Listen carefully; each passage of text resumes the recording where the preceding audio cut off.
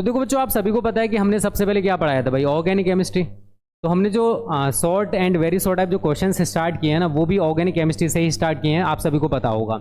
इससे पहले वाला जो हमारा लेक्चर था उसमें मैंने आप सभी को पढ़ाया था बच्चा क्या, हेलो एल्किन तथा हेलो एरिन के इंपॉर्टेंट क्वेश्चन। शायद सभी बच्चों को पता हो, जो बच्चे हमारे साथ रेगुलर जुड़े हुए हैं। अगर आपको नहीं पता है तो एक बार क्लास को देख लेना, मैंने प्लेलिस्ट में वो अपडेट कर दी है। ठीक है, आज हम क्या करेंगे यार, उससे आगे के जो क्वेश्चन हैं एल्कोहल, फिनोल एंड ईथर से जो पूछे जाते हैं, जो सबसे ज़्यादा इंपॉर्टेंट क्वेश्चन हैं, वो मैं आज आपको अब स्टार्ट करते हैं। गुड इवनिंग सभी के लिए। तो देखो बच्चों, पहला जो क्वेश्चन है हमारा वो है ल्यूकोस। शायद ज़्यादातर बच्चों को इसका आंसर पता होगा, हमारे बहुत सारे बच्चे जो हमारे से रेगुलर पढ़ रहे हैं उनको पता होगा। ल्यूकोस अभिकर्मक क्या है, इसका उपयोग प्राथमिक, द्वितीयक तथा तृतीयक एल्कोहलों के विभेद में या परीक्षणों में किस प्रकार किया जाता है। तो सबसे पहले ल्यूकोस अभिकर्मक, अगर आपसे कोई पूछे कि भाई क्या होता है तो आप आसानी से बता दोगे इसको कि सांद्र HCl और निर्जल ZnCl2 का जो मिश्रण है उसी को ल्यूकोस अभिकर्मक कहा जाता है। और इसका अगर हमें टेस्ट करना, मतलब परीक्षण एक्सपेरिमेंट करना है कि भाई प्राथमिक एल्कोहल, आपके सामने प्राथमिक एल्कोहल है, द्वितीयक एल्कोहल है और तृतीयक एल्कोहल है, हमें तीनों में करना है विभेद, और आपको दे दिया जाए ल्यूकोस अभिकर्मक और आपसे बोला जाए भाई तीनों में विभेद करना, तो और आपको बताना है कि इनमें से कौन सा प्राथमिक है, कौन सा द्वितीयक है और कौन सा तृतीयक है, तो कैसे बताओगे वो मैं आप सभी को बताने वाला हूं। तो सबसे पहले ल्यूकोस अभिकर्मक क्या होता है, तो निर्जल ZnCl2 व सांद्र HCl का जो मिश्रण है बच्चों, उसको ल्यूकोस अभिकर्मक कहा जाता है। इसका उपयोग हम लोग प्राथमिक, द्वितीयक और तृतीयक एल्कोहलों के विभेद में करते हैं। अब देखो करना क्या है, हमारे पास 3 एल्कोहल हैं, एक प्राइमरी एल्कोहल है प्राथमिक एल्कोहल, एक हमारे पास सेकेंडरी एल्कोहल है, एक हमारे पास टर्शियरी या तृतीयक एल्कोहल है। ये 3 एल्कोहल हैं भाई, सभी बच्चों को पता होंगे। अब हमको इनको बारी बारी से टेस्ट करना है। पहला पॉइंट प्राथमिक एल्कोहल, फिर दूसरा द्वितीयक एल्कोहल और तीसरा तृतीयक एल्कोहल। समझना, यदि एल्कोहल के 3 से 4 मिली विलियन में हमने 2 से 3 मिली क्या मिला दिया, ल्यूकोस अभिकर्मक मिला दिया, तो क्या होगा, वह ठंडे में ही शीघ्र अविलता, मतलब जानते हो जैसे ही हमने उसमें क्या मिलाया, हमारे पास जो एल्कोहल है हमारे पास है उसमें हमने 2 से 3 ml क्या मिला दिया, ल्यूकोस अभिकर्मक मिला दिया, तो हम क्या देखते हैं उसमें धुंधलापन जो है वो तुरंत ही, अविलता का मतलब नहीं जानते हो ना, धुंधलापन, अगर आप नहीं जानते उसको, धुंधलापन अगर आपको नहीं पता है तो आप ऐसे लिख सकते हो। ठीक है, इसको हटा दीजिए, अगर ये समझ में नहीं आ रहा है तो ठीक है, इसको आप हटा दीजिए, धुंधलापन लिख लीजिए, धुंधलापन। ठीक है, और लास्ट में जो है यहां पर धुंधलापन हमें प्राप्त नहीं होता अगर हम कोई धुंधलापन,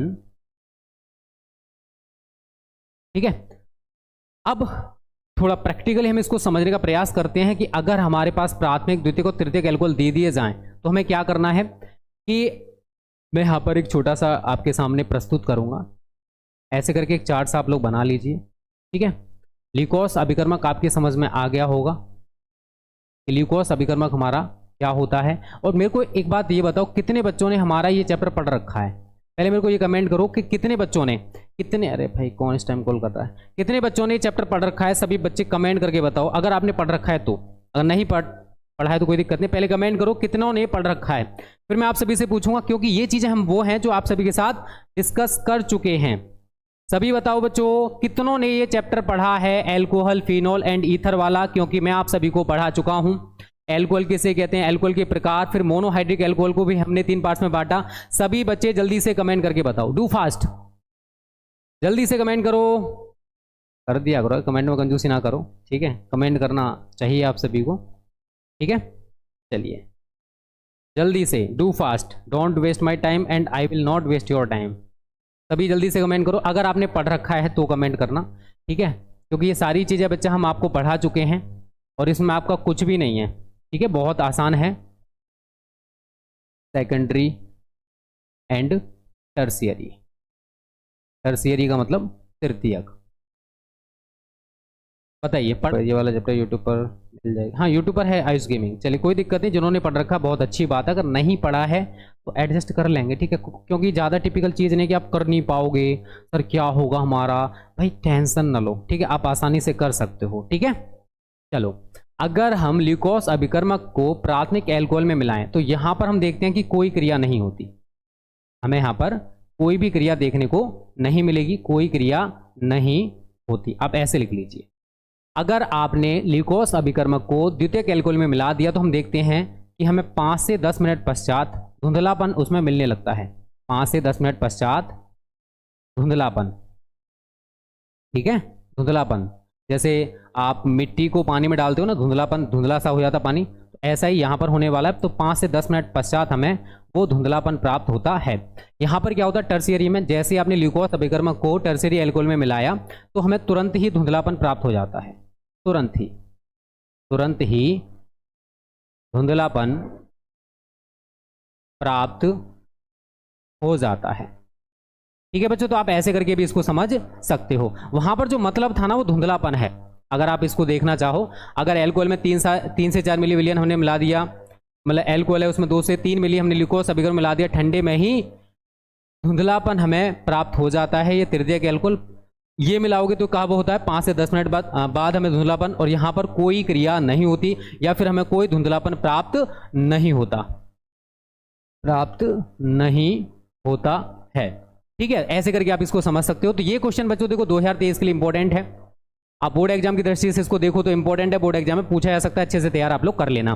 मैंने आपको समझा दिया ल्यूकोस अभिकर्मक क्या होता है, वो भी आपके समझ में आ गया होगा कि सांद्र HCl और निर्जल ZnCl2 का जो मिक्सचर है उसको कहा जाता है क्या बच्चों, ल्यूकोस अभिकर्मक। क्या कहा जाता है, ल्यूकोस अभिकर्मक। पहला क्वेश्चन सभी को क्लियर हो गया होगा।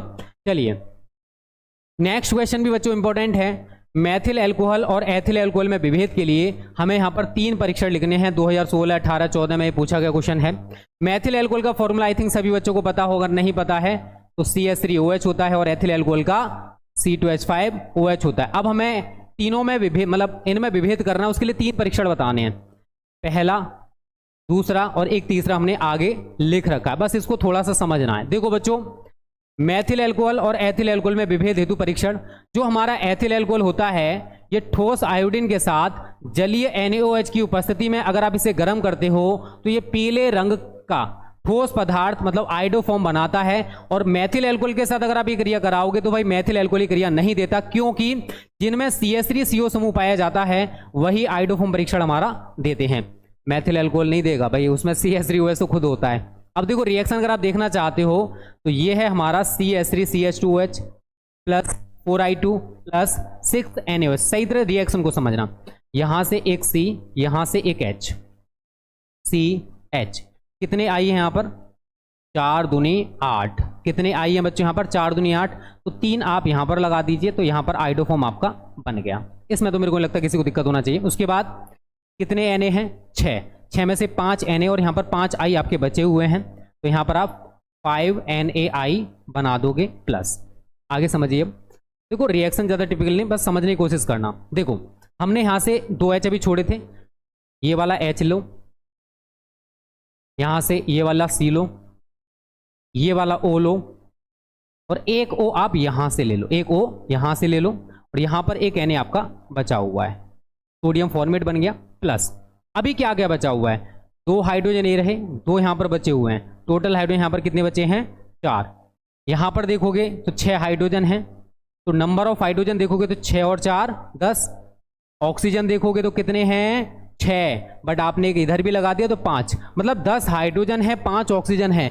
आपस में मिलकर बच्चों क्या बनाएंगे, ये 5 जल के अणु बना लेते हैं, अर्थात 5H2O। तो कहने का मतलब ये है, अगर हम दोनों में एक परीक्षण देखें तो हम कह सकते हैं कि जो एथिल अल्कोहल है वो आयोडोफॉर्म परीक्षण देता है, लेकिन मैथिल अल्कोहल वो आयोडोफॉर्म परीक्षण नहीं देता। पहला पॉइंट हमारा क्लियर हो गया। हमें परीक्षण बताना भाई, इनका एक्सपेरिमेंट करना है। सेकंड क्या है बच्चा, मैथिल अल्कोहल सांद्र H2SO4 की उपस्थिति में सैलिसिलिक अथवा फिनोल के अम्ल से, सैलिसिलिक अम्ल ले लो या फिर फिनोलिक अम्ल ले लो, से क्रिया करके मैथिल सैलिसिलेट का ऑयल, जिसको कहते हैं ऑयल ऑफ विंटर ग्रीन, अथवा फिनोल व आयन के साथ स्थायी यौगिक बनाता है जिसकी विशिष्ट गंध होती है। कहने का मतलब यह है कि अगर हम मैथिल अल्कोहल है, अगर इस मैथिल अल्कोहल की क्रिया सांद्र H2SO4 की प्रेजेंस में सैलिसिलिक अम्ल या फिर फिनोलिक अम्ल से करा दें तो हमें winter of green, oil of winter green हमें प्राप्त हो जाएगा, जिसकी एक अजीब सी स्मेल होती है, जिसकी एक अजीब टाइप की स्मेल होती है। बट जो एथिल अल्कोहल है इस कोई गंधयुक्त पदार्थ नहीं बनाता है। मतलब सेम अगर क्रिया हम कराएं, समझने की कोशिश करना, हमारे पास मैथिल अल्कोहल है, मेथिल एल्कोहल में हमने सांद्र एसओ4 की प्रेजेंस में किससे क्रिया करा दी? सैलिसिलिक अम्ल अथवा फिनॉल के अम्ल के साथ। तो क्या होगा? हमें मेथिल सैलिसिलेट का ऑयल ऑफ विंटर ग्रीन, ये ऑयल ऑफ विंटर ग्रीन प्राप्त होता है, जिसकी एक अजीब सी स्मेल होती है, जिसकी एक विशिष्ट गंध होती है। लेकिन अगर हम यही चीजें एथिल एल्कोहल के साथ करेंगे तो भाई एथिल एल्कोहल कोई भी रिएक्शन रिप्रेजेंट नहीं करता, अर्थात वो कोई भी गंधयुक्त पदार्थ नहीं बनाता। पहले पॉइंट में क्या था? पहले पॉइंट में आइडोफॉर्म परीक्षण था। यहां पर हमने क्या किया भाई? एथिल एल्कोहल और मेथिल एल्कोहल सेम चीजों के साथ रिएक्शन कराई, बट मेथिल एल्कोहल ने ऑयल ऑफ विंटर ग्रीन बनाया, जिसकी एक अजीब सी स्मेल होती है, विशिष्ट गंध होती है, बट एथिल एल्कोहल ऐसा नहीं करता है। ये सेकंड पॉइंट रहेगा, ये सेकंड, दोनों में डिफरेंस रहेगा भाई। थर्ड जो डिफरेंस है बच्चों, आप अगर यहां पर देखना चाहते हो तो आप देख भी सकते हो कि कैसे सैलिसिलिक अम्ल यहां पर मेथिल एल्कोहल से क्रिया करेगा। सैलिसिलिक अम्ल का फॉर्मूला शायद हमारे सभी बच्चों को पता हो, जो हमारे साथ रेगुलर स्टडी कर रहे हैं। जो नहीं करते हैं भाई उनको नहीं पता होगा, ठीक है। यहां पर हमारा सांद्र H2SO4 का ये प्रेजेंस है, होगा क्या? यहां से H हटेगा और यहां पर आपका CH3 लग जाएगा, COO CH3। अब ये वाला जो OH है, अब इस H के साथ जुड़कर बच्चों ये क्या बना लेता है? H2O बना लेता है, और ये जो बना है इसको बोलते हैं ऑयल ऑफ विंटर ग्रीन। क्या बोला जाता है इसको? Oil of winter green. तो बहुत टिपिकल चीज नहीं है यार, देखो बात वही है, सैलिसिलिक अम्ल कह दो या फिर फिनॉल का अम्ल कह दो, ठीक है। फिनॉल के अम्ल से क्रिया करके क्या बना रहा भाई? ये आप लोगों ने देखा ऑयल ऑफ विंटर ग्रीन, जिसकी एक विशिष्ट गंध होती है। हम अगर सेम रिएक्शन एथिल एल्कोहल के साथ कराएं तो हमें कोई भी गंधयुक्त यौगिक या पदार्थ नहीं मिलता है। ये दोनों में अंतर है। एंड तीसरा जो अंतर है वो थोड़ा सा वैसे जेन्युइन है, ये कोई ज्यादा टिपिकल चीज नहीं है कि आप लोग नहीं कर पाओगे। अगर Cu चूड़ के साथ 300 डिग्री सेल्सियस ताप पर अगर हम दोनों को गर्म करें, मेथिल एल्कोहल को गर्म करेंगे तो फॉर्मल्डिहाइड मिलेगा, और एथिल एल्कोहल को गर्म करेंगे तो हमें एसिटाल्डिहाइड मिलेगा। दोनों की अलग अलग स्मेल होती है, अलग अलग प्रॉपर्टीज होती हैं। फॉर्मल्डिहाइड एक अलग चीज है और एसिटाल्डिहाइड एक अलग चीज है। तो CH3OH है, ये रिएक्शन सभी ने पढ़ी होगी भाई, जितने भी बच्चे इस वीडियो को देख रहे हैं सभी ने इसको पढ़ रखा होगा। तो ये है हमारा methyl alcohol CH3OH। 300 degree Celsius ताप पर हमने इसको गर्म किया, किसकी प्रेजेंस में? Cu की प्रेजेंस में। तो यहां पर आपका HCHO बनेगा, फॉर्मल्डिहाइड, और हाइड्रोजन गैस हमारी यहां पर निकल जाती है। सेम नीचे देखो CH3CH2OH, ये क्या है हमारा? Ethyl alcohol. Cu की प्रेजेंस में 300 डिग्री सेल्सियस ताप पर इसको भी गर्म करोगे तो एसिटाल्डिहाइड मिलेगा और हाइड्रोजन गैस निकल जाएगी। तो ये तीन अंतर हैं। पहला अंतर बड़ा सिंपल सा है, इसमें देखो अगर हम ब्रीफ इसको थोड़ा सा संक्षिप्त में समझें, अगर हमें एक तरफ ले लिया CH3OH, हमने शॉर्ट में थोड़ा सा बता दे रहा हूं, एक तरफ ले लिया हमने C2H5OH। अगर एक नंबर में आई तो कैसे लिखोगे? पहला पॉइंट इसमें क्या लिखोगे कि मेथिल अल्कोहल आइडोफॉर्म परीक्षण नहीं देता, यहां के लिखोगे मेथिल अल्कोहल आइडोफॉर्म परीक्षण देता है। दूसरा पॉइंट, मेथिल अल्कोहल सांद्र H2SO4 की उपस्थिति में सैलिसिलिक अम्ल से क्रिया करके ऑयल ऑफ विंटर ग्रीन नामक एक कंपाउंड बनाता है, जिसकी एक अजीब सी स्मेल होती है, जिसकी एक विशिष्ट गंध होती है, जबकि एथिल अल्कोहल कोई भी गंधयुक्त पदार्थ नहीं बनाता। तीसरा पॉइंट यहां लिखोगे कि मेथिल अल्कोहल को कॉपर की उपस्थिति में 300 डिग्री सेल्सियस ताप पर गर्म करने पर फॉर्मल्डिहाइड मिलता है, जिसकी खुद की प्रॉपर्टी होती है, जिसकी एक अजीब सी स्मेल होती है। बट अगर हम इसके साथ करेंगे तो यहां पर क्या लिखोगे?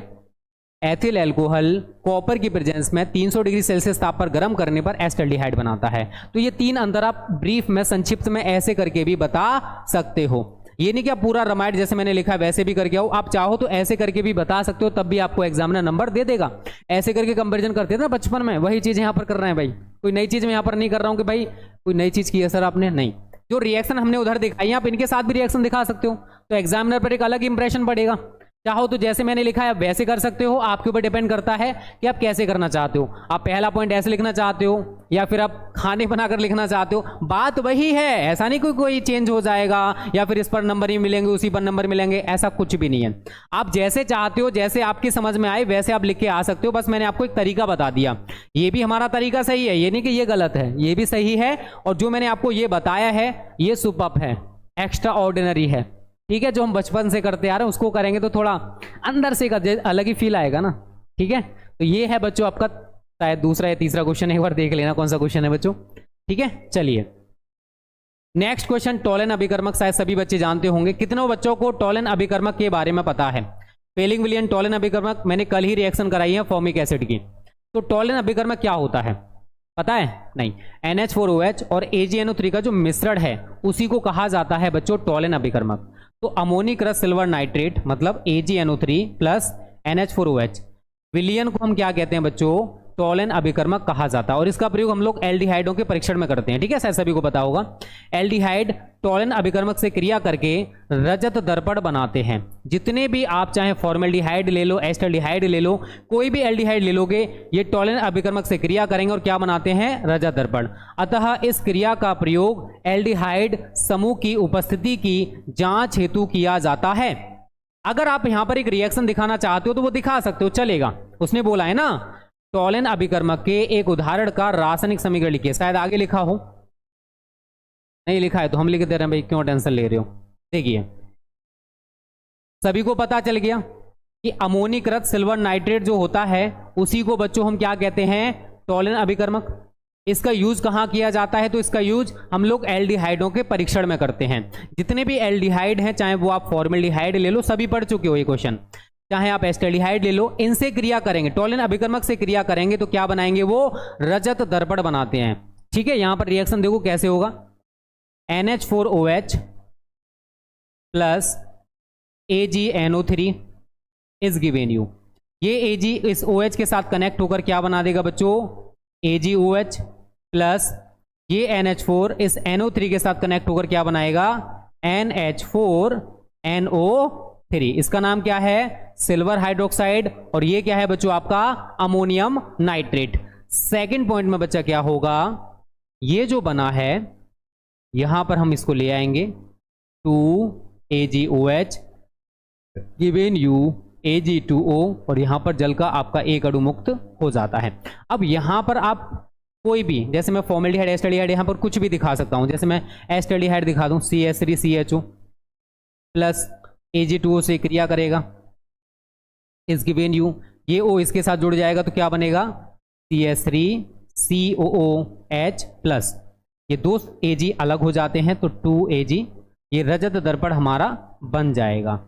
ऐसे करके बच्चों हमारी रिएक्शन होती है और ये हमारा क्या बना? एसिटिक अम्ल। तो हम फॉर्मेल्डिहाइड एस्टल्डिहाइड इनके परीक्षण के लिए टॉलन अभिकर्मक को यूज करते हैं। तो अगर बोर्ड में क्वेश्चन आए कि टॉलन अभिकर्मक क्या है तो सभी बच्चे बता सकते हैं कि NH4OH या अमोनिक रस सिल्वर नाइट्रेट विलयन को टॉलन अभिकर्मक कहा जाता है। इसका यूज कहां किया जाता है? तो एल्डिहाइडों के परीक्षण के लिए हम लोग इसका यूज करते हैं। क्योंकि आप लोगों ने यहां पर इसको इतना लिख के आ जाओगे, एग्जामिनर आपको दिल खोल के नंबर दे देगा। इसी तरीके का एक और क्वेश्चन आता है फेलिंग विलयन। क्या आता है? फेलिंग विलयन। तो CuSO4 कॉपर सल्फेट और सोडियम हाइड्रोक्साइड का जो मिश्रण है उसको कहा जाता है फेलिंग विलयन। उसका भी हम लोग यूज कहां करते हैं? एल्डिहाइडों के परीक्षण में किया जाता है। एक हमारा सिर्फ अभिकर्मक भी होता है जो कि अगर हमने एल्डिहाइडों के साथ मिला दिया तो बैंगनी कलर देता है।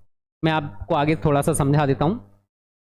जैसे यहां पर हमारे क्वेश्चन 2020 में पूछा गया है कि फेलिंग विलयन तथा सिर्फ अभिकर्मक द्वारा एल्डिहाइड तथा कीटोन में भिन्नता स्पष्ट कीजिए।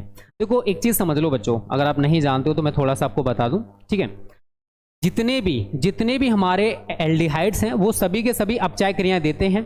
चाहे आप फेलिंग विलयन से क्रिया करा लो, चाहे आप टॉलन अभिकर्मक से क्रिया करा लो, चाहे आप सिर्फ अभिकर्मक से क्रिया करा लो, तो एल्डिहाइड तो ये क्रियाएं देंगे बट कीटोन हमारी ये क्रिया नहीं देते हैं।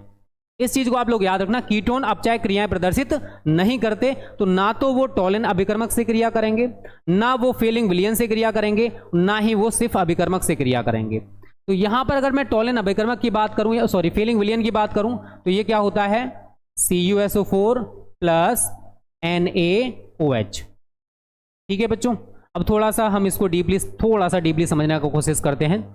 तो एल्डिहाइड फेलिंग विलयन के साथ Cu क्यूपरस ऑक्साइड का लाल अवक्षेप देते हैं, जबकि कीटोन यह अभिक्रिया प्रदर्शित नहीं करते। इस चीज को आप लोगों को याद रखना है। तो RCHO ये हमें मिलता है Cu2Cu, क्या होगा? Cu2 और एक ऑक्सीजन ले लोगे, Cu2O बन गया।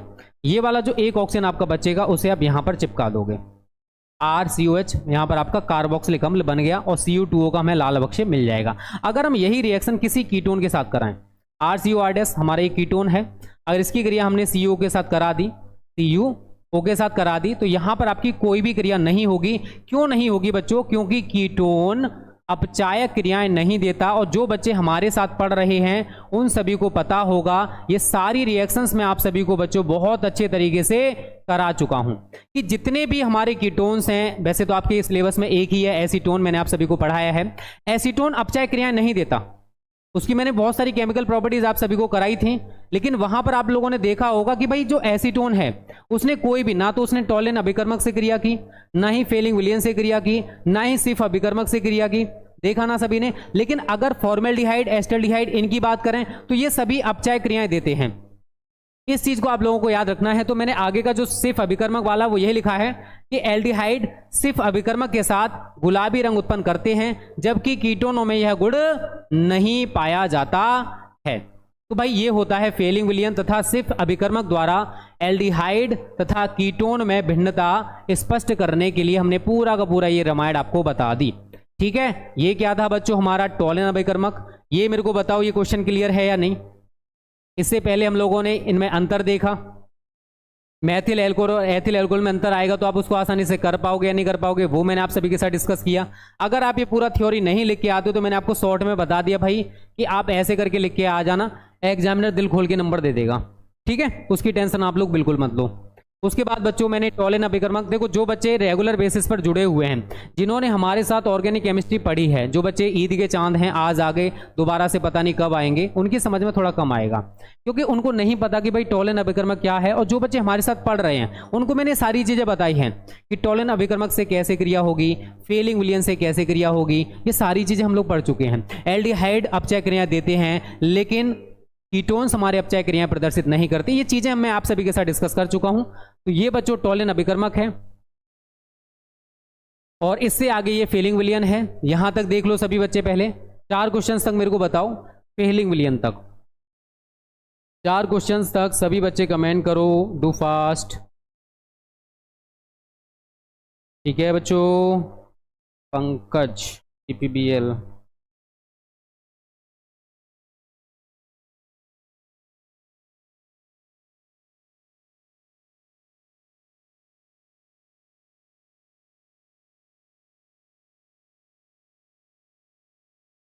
यहां तक देखिए बच्चों सभी, मेरे को बताइए यहां तक क्लियर है। तो क्वेश्चंस ज़्यादा टिपिकल नहीं है, बड़े आसान हैं। Sir please you are the best in physics chemistry. अभी भाई दीक्षा मौर्य अभी सही नहीं है, बस थोड़ा बहुत मतलब अभी खाना पीना स्टार्ट नहीं किया है। तबीयत ज़्यादा ख़राब है, एक्सीडेंट मतलब ज़्यादा भयंकर वाला हुआ था, चलती हुई गाड़ी से वो गिर गया था, इसलिए थोड़ा ज़्यादा दिक्कत है उसको। ठीक है, अभी ज़्यादा परेशानी है। लाइक एंड शेयर कर दो बच्चों, जितने बच्चों ने लाइक शेयर नहीं किया है। हाँ पीडीएफ दे देंगे, उसकी टेंशन ना लो। हाँ ऋषभ यादव, आज उसका मैं ध्यान नहीं रहा था। ठीक है, कोई दिक्कत नहीं है। बाबू भाई इस नंबर पे कॉल रिसीव नहीं होती है, 9058 वाला नंबर दे रखा है। अगर तुम्हें कोई भी क्वेरी है ना या पेड कोर्स ज्वाइन करना है तो इस नंबर पर कॉन्टैक्ट कर लो। फिर कोई भी दिक्कत है रिसीव होगी भाई, 8 बजे के बाद रिसीव नहीं होती है और 9 बजे से पहले रिसीव नहीं होती है। ठीक है, इस चीज़ को याद रखना। चलो देखो एक बार फिर से जो बच्चे हमारे थोड़े बहुत डाउट में हैं, मैं उनका थोड़ा सा डाउट यहाँ पर क्लियर कर दूं। हमने क्वेश्चन बच्चों देखो यहाँ से स्टार्ट किए थे। ठीक है, ल्यूकोस अभिकर्मक क्या है और इसके उपयोग प्राथमिक, द्वितीयक और तृतीयक एल्कोहल में विभेद करना तो कैसे करेंगे, वो मैंने आपको यहाँ पर ये छोटी सी चीज आप देख लोगे तो आपको समझ में आ जाएगा। ल्यूकोस अभिकर्मक ये होता है, प्राइमरी एल्कोहल के साथ कोई क्रिया नहीं, सेकेंडरी के साथ 5 से 10 मिनट पश्चात धुंधलापन प्राप्त होगा और टर्शियरी के साथ तुरंत ही हमें धुंधलापन प्राप्त हो जाता है। उसके बाद बच्चों मैथिल एल्कोहल और एथिल एल्कोहल में विभेद के लिए मैंने 3 परीक्षण बताए और शॉर्ट में मैंने आपको एक चीज बता दी थी ये वाली कि भाई जो मैथिल एल्कोहल है ये आइडोफॉर्म परीक्षण क्रिया नहीं देता, लेकिन जो एथिल एल्कोहल है ये आइडोफॉर्म परीक्षण क्रिया देता है। चाहो तो आप इसकी रिएक्शन दिखा दो। ठीक है, दूसरे पॉइंट में मैंने आपको क्या बोला कि जो मैथिल एल्कोहल है वो सांद्र H2SO4 की प्रेजेंस में सैलिसिलिक अम्ल से क्रिया करके ऑयल ऑफ विंटरग्रीन नामक एक दुर्गंध युक्त यौगिक बनाता है। लेकिन भाई जो एथिल एल्कोहल है वो कोई भी दुर्गंध युक्त पदार्थ नहीं बनाता। ये हमारा दूसरा पॉइंट था।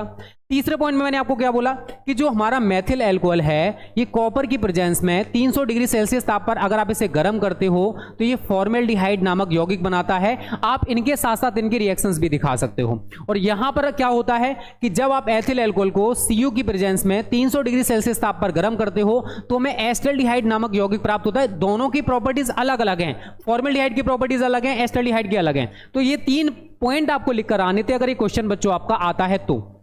उसके बाद जो नेक्स्ट क्वेश्चन था वो था टॉलिन अभिकर्मक। जो बच्चे हमारे साथ शुरू से जुड़े हुए हैं उनको इसमें कोई भी दिक्कत नहीं होगा। भाई टॉलिन अभिकर्मक क्या है? तो टॉलिन अभिकर्मक होता है अमोनीकृत सिल्वर नाइट्रेट, AgNO3 और NH4OH का जो मिश्रण है उसी को तो टॉलिन अभिकर्मक कहते हैं। यूज कहां करते हैं? तो मैं बेटा आपको कई बार बोल चुका हूं कि भाई टॉलिन अभिकर्मक हो, सिर्फ अभिकर्मक हो या फेलिंग विलयन हो, जितने भी हमारे एल्डिहाइड्स होते हैं वो इनके साथ क्रिया करके क्रिया करते हैं। ठीक है, तो टॉलिन अभिकर्मक की क्रिया मैंने आपको यहां पर दिखा दी थी कि भाई कैसे जो एल्डिहाइड्स हैं वो टॉलिन अभिकर्मक से क्रिया करके रजत दर्पण बनाते हैं। यहां पर आप देख सकते हो इस तरीके से हमारी रिएक्शन होती है। फिर मैंने बात की भाई फेलिंग विलयन और सिर्फ अभिकर्मक की।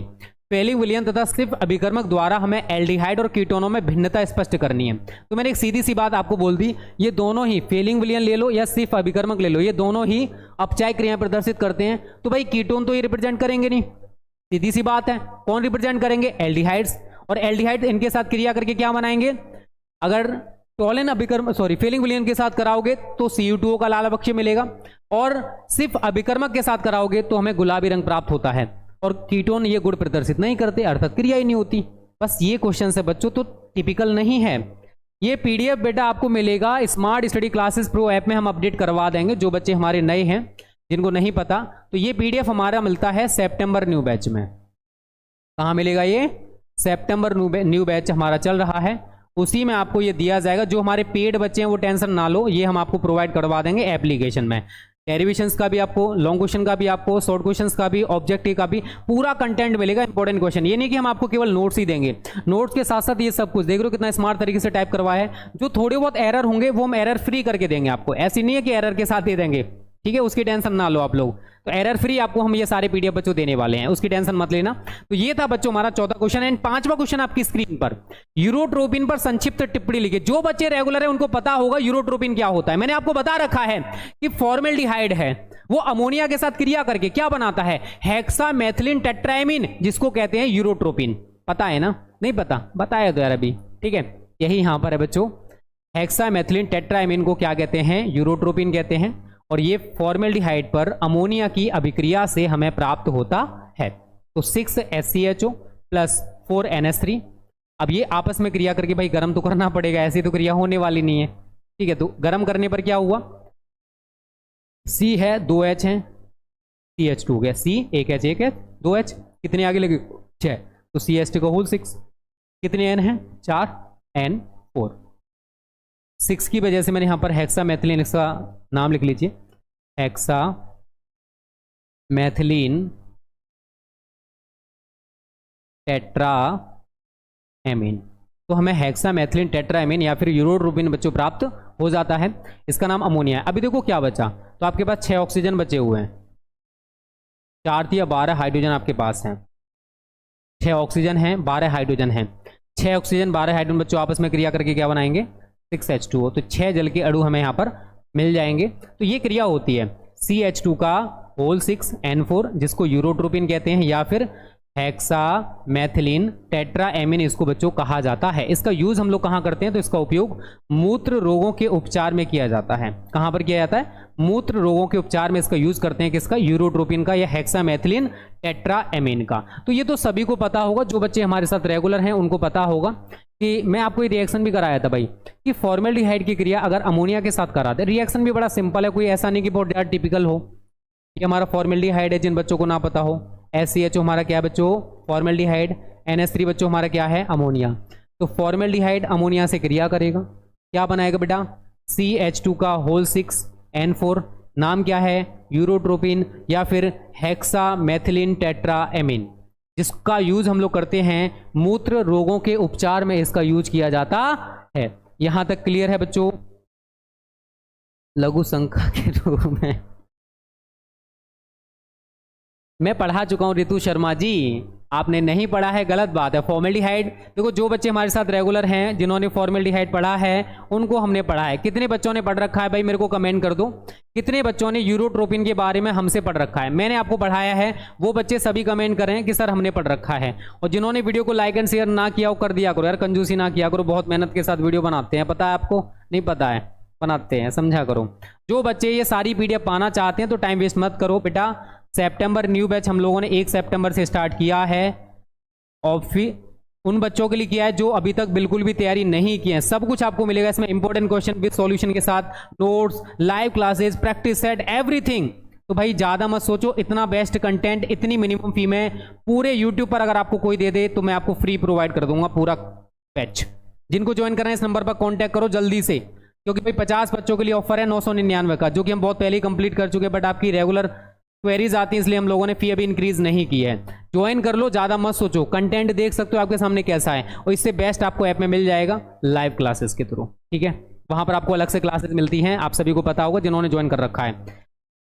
ठीक है बच्चों, क्लियर यहां तक सभी को?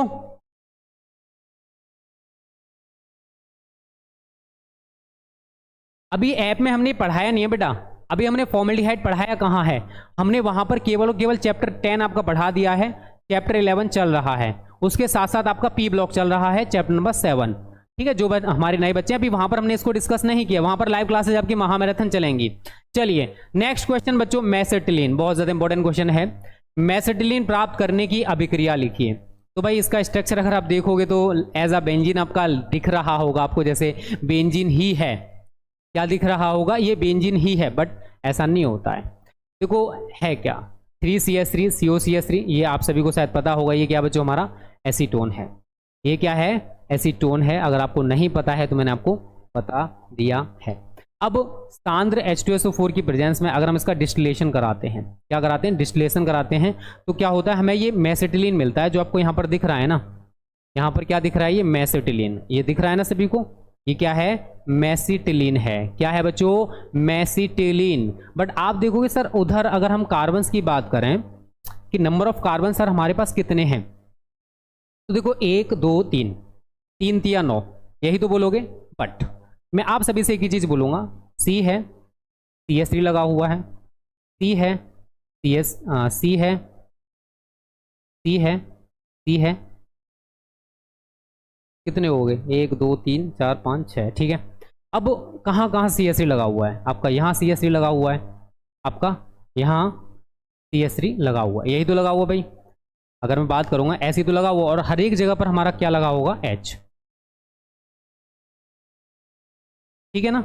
अब अगर मैं इसमें कार्बन्स की आपसे काउंटिंग कराऊं, आप लोगों को कितने कार्बन्स इसमें दिखेंगे, 1 2 3 4 5 6 7 8 9, मतलब जितने हमारे कार्बन्स यहाँ पर थे वो सारे के सारे आपको यहाँ पर दिख गए। उसके बाद अगर मैं हाइड्रोजन एंड ऑक्सीजन की बात करूं, भाई ऑक्सीजन तो मेरे पास 3 ही हैं, तो मैं 3 ऑक्सीजन अलग कर दूंगा। अगर मैं हाइड्रोजन की बात करूं तो नंबर ऑफ हाइड्रोजन देखिए यहाँ पर कितने हैं, यहाँ पर देखोगे तो कितने हैं, 3 और 3 6 या 18, 3 और 3 6 या 18, ऐसे तो बोलोगे आप लोग। अगर मैं इसमें काउंट करूंगा तो मेरे पास कितने हैं, 3 4 और 3 7 8 और 3 11 12 हाइड्रोजन मैंने लगा दिए हैं। अभी मेरे पास कितने ऑक्सीजन, मतलब कितने हाइड्रोजन बचे, 6। तो यहाँ पर 6 हाइड्रोजन हैं, 3 ऑक्सीजन हैं, ये आपस में क्रिया करके बच्चों क्या बना रहे हैं, 3 जल के अणु, और हमें ये जो मिल रहा है ये है हमारा मेसेटिलीन। कुछ इस टाइप से हमारी रिएक्शन है, थोड़ी हटके रिएक्शन, अजीब टाइप की रिएक्शन आपको लग रही होगी, बट ये आपस में एसीटोन के 3 अणु सांद्र H2SO4 की प्रेजेंस में अगर आप डिस्टिलेशन कराते हो, आसवन कराते हो, तो हमें यही मिलता है मेसेटिलीन, ठीक है? ये मेसेटिलीन प्राप्त करने की अभिक्रिया है बच्चों जो आपके सामने लिखी हुई है, और 3 हमारे यहां पर जल के अणु निकल जाते हैं। तो मेसेटिलीन प्राप्त करने की अभिक्रिया अगर आपको लिखनी हो तो आपको ऐसे ही करके दिखानी है जैसी मैंने दिखा रखी है, तभी बोर्ड एग्जाम में आपको पूरे नंबर बच्चों मिलने वाले हैं, ठीक है ना? देख लीजिए मैंने पूरा दिखा दिया भाई कैसे संतुलन हुआ है, जिससे कि किसी के दिमाग में डाउट ना रहे कि सर ये कैसे बन गया, वो मैंने आपको यहां पर प्रूफ करके दिखा दिया कि भाई ये स्ट्रक्चर कैसे बना, यहां से सारी चीजें बिल्कुल वही हैं जो हमको वहां पर दे रखी हैं, मैंने अपनी तरफ से कुछ नया नहीं किया है, ठीक है? तो ये बच्चों हमारा क्वेश्चन नंबर 6 है। चलिए नेक्स्ट है 100%, चलो मैं दूसरा कलर ले रहा हूं, 100% शुद्ध एसिटिक अम्ल ग्लेशियल एसिटिक अम्ल कहलाता है? क्यों? अगर शुद्ध 100% एसिटिक अम्ल है, एकदम प्योर एसिटिक अम्ल है, उसको ग्लेशियल, ग्लेस का मतलब होता है चमक, ग्लेस का मतलब क्या होता है? चमक। तो जो अगर प्योर एसिटिक अम्ल है तो उसमें से चमक आती है, उसमें से चमक आती है। अब यहां पर थोड़ा सा मैं आपको समझा दूं, पूर्ण शुद्ध 100% एसिटिक अम्ल को, एकदम प्योर एसिटिक अम्ल को क्या कहते हैं? ग्लेशियल एसिटिक अम्ल कहते हैं। और निर्जल अम्ल का जो गलनांक है कितना होता है? 16.5 डिग्री सेल्सियस होता है।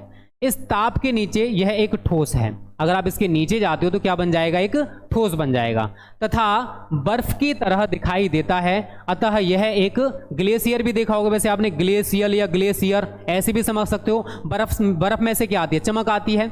वैसे ही इसमें से क्या आती है? ग्लेशियल, बर्फ की तरह दिखाई देता है। समझ में आया? नहीं आया? देखो 100% जो शुद्ध एसिटिक अम्ल है उसको कहते हैं ग्लेशियल एसिटिक अम्ल। अब निर्जल अम्ल का जो गलनांक है वो कितना होता है? 16.5 डिग्री सेल्सियस। अगर आप इसके नीचे इसको ठंडा करोगे तो ये क्या बन जाएगा? ठोस में परिवर्तित हो जाएगा। और ये ठोस बन गया, क्या बन गया? ठोस बन गया। क्या बन गया? ठोस बन गया। और ठोस बन गया तो इसका मतलब ये बर्फ की तरह में दिखाई देता है। कैसा दिखाई देता है? बर्फ की तरह दिखाई देता है। अतः यह एक ग्लेशियल, मतलब बर्फ की तरह दिखाई देता है, इसलिए इसको ग्लेशियल एसिटिक अम्ल कहा जाता है, क्योंकि ये बर्फ की तरह दिखाई दे रहा है और बर्फ की तरह इसमें से चमक आती है। ग्लेस का मतलब यहां पर और समझ लीजिए, चमक से भी होता है। तो बर्फ में से आपने देखा होगा चमक सी आती है थोड़ी सी, अगर रिफ्लेक्शन लाइट का देखोगे थोड़ी चमक सी दिखाई दे जाएगी आपको, देखोगे तो अपनी आंखों से देखने का प्रयास करना, दिख जाएगा। तो भाई 100% शुद्ध एसिटिक अम्ल को क्या कहते हैं? ग्लेशियल एसिटिक अम्ल कहा जाता है। क्यों कहा जाता है उसका रीजन मैंने आपको यहां पर समझाने का प्रयास किया कि जो पूर्ण शुद्ध, जो 100% एसिटिक अम्ल, प्योर, एकदम प्योर एसिटिक एसिड होता है, वो ग्लेशियल एसिटिक एसिड होता है। उस निर्जल अम्ल का जो गलनांक है वो इतना होता है, अगर इसके नीचे ठंडा करोगे तो वो बर्फ की तरह ठोस हो जाएगा। भाई बर्फ में से आप लोग देखते हो, बर्फ क्या होते हैं? मतलब कहते हैं ग्लेशियर पिघल रहे हैं, ग्लेशियर, बर्फ के तो बहुत बड़े बड़े टुकड़े होते हैं वो, तो ग्लेशियल बर्फ की तरह दिखाई देता है, इसी वजह से इसको ग्लेशियल एसिटिक अम्ल कहा जाता है। ठीक है, तो यहाँ पर रिएक्शन ऐसा कुछ भी नहीं है, उसकी टेंशन ना लो। ठीक है बच्चों, तो ये है हमारा नेक्स्ट क्वेश्चन आपकी स्क्रीन पर, कैनिजारो क्रिया। चलिए पहले आप लोग ये देख लीजिए, 100% यहाँ तक ही रहने दीजिए, बिकॉज हमारे को नेक्स्ट क्लास भी देखना है बच्चा। इतने ही क्वेश्चंस आप लोग तैयार कर लेना, रेगुलर बेसिस पे इतने ही क्वेश्चंस तैयार करते रहो। और आपके लिए देखो ये क्वेश्चंस बहुत ज्यादा इंपॉर्टेंट है। सबसे पहले हम लोगों ने ऑर्गेनिक के इंपॉर्टेंट क्वेश्चंस कराएंगे, क्योंकि ऑर्गेनिक बहुत ज्यादा इंपॉर्टेंट है। इसके बाद देखो कैनिजारो क्रिया बहुत ज्यादा इंपॉर्टेंट है बच्चों, इसकी टिप्पणी बहुत ज्यादा पूछी जाती है। निम्न क्रियात्मक समूह को बदलने में प्रयुक्त होने वाले अभिकर्मक हम लोगों को, ये मैं आपको रिएक्शन के थ्रू समझाऊंगा। फॉर्मेल्डिहाइड और एस्टल्डिहाइड में विभेद हमको बताना है। तो ये सारी चीजें बच्चों हम ऐसे ही डिस्कस करते रहेंगे। बस अगर आप चाहते हो कि ये सीरीज भी चलती रहे तो ज्यादा से ज्यादा इस वीडियो को लाइक करना, शेयर करना और कमेंट करना। चाहते हो ना 90+ पाना, चाहते हो ना अच्छा स्कोर करना, तो इस वीडियो को लाइक कर दो। अपने